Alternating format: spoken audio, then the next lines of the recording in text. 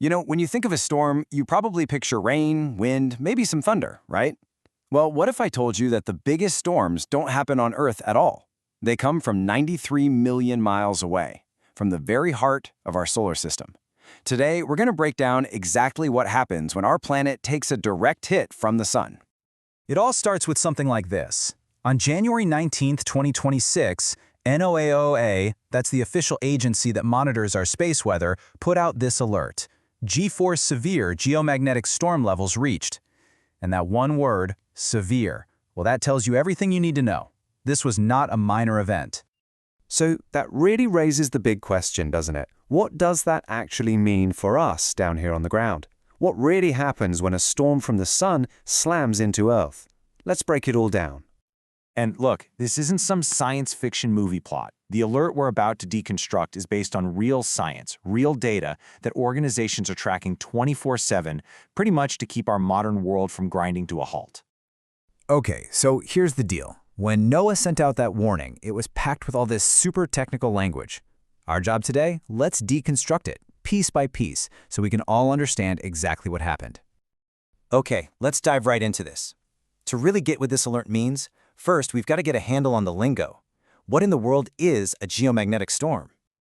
Now, I know this sounds super complex, but stick with me. The easiest way to think about it is like this. Earth has this invisible force field around it, our magnetosphere. It's basically our planetary shield. A geomagnetic storm is what happens when a massive blast of energy from the sun, what we call the solar wind, just smashes right into that shield and makes the whole thing rattle. And here's the thing, not all storms are created equal. NOAA uses this G scale, from G1 to G5, to measure just how intense they are. A G1 is minor, no big deal. But the event on January 19th, that was a G4, labeled severe. We're talking widespread voltage control problems, the potential for grid instability. That is just one step below extreme, which could cause widespread grid collapse. So yeah, G4 is a very big deal. Okay, so the main takeaway here is that this was a big one, a serious event. But where did all this energy even come from? How does a storm like this get started in the first place? Well, the culprit has a name. It's called a coronal mass ejection, or a CME for short. The best way to picture it? Think of a colossal solar tsunami. The sun's outer atmosphere, the corona, just violently erupts, and it hurls billions of tons of plasma and magnetic energy straight out into space.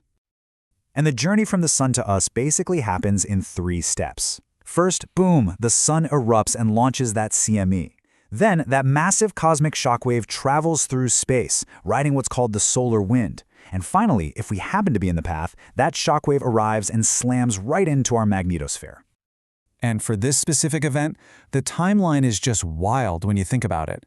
The CME actually erupted from the sun way back on January 16th. It then spent 3 full days hurtling across the solar system before that shockwave finally smacked into Earth. We even know the exact time, 2:38 p.m. Eastern Standard Time on the 19th. So that brings us to the big moment, right? What happens when this unbelievable amount of pressure, this wave of pure solar energy, finally reaches our planet? And more importantly, what does it do to all our technology? And this, right here, is exactly why NOAA issues these alerts. A G4 storm isn't just some abstract cosmic event. It has the power to mess with some seriously important stuff. We're talking about our electric power grids, the GPS systems we all use to get around, high-frequency radio communications, and even the satellites zipping around above our heads. It really makes you stop and think, doesn't it? We've built this entire interconnected modern world on a foundation of technology. But just how vulnerable are we, really, to the whims of our very own star? But it's not all doom and gloom. These incredibly powerful cosmic events aren't just about potential problems. There's a whole other side to this story, a beautiful one. Because that very same blast of solar energy that can threaten our power grids, well, it can also create one of the most absolutely spectacular shows in the entire natural world. I'm talking about the aurora, the northern and southern lights. What's happening here is just incredible.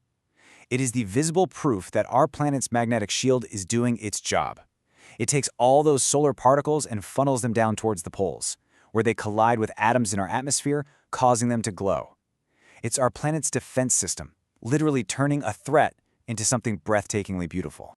In this entire amazing cycle, from the eruption on the sun to the potential risks for our grid, all the way to those beautiful auroras, is all being watched 24/7 by the scientists at the NOAA Space Weather Prediction Center. You could almost think of them as our planet's watchers on the wall, keeping an eye on the sun to protect us and our technology. Which brings us to our final big thought. As our world becomes more electric, more connected every single day, the question we have to ask ourselves is this: are we paying enough attention to the immense and sometimes unpredictable power of our own star?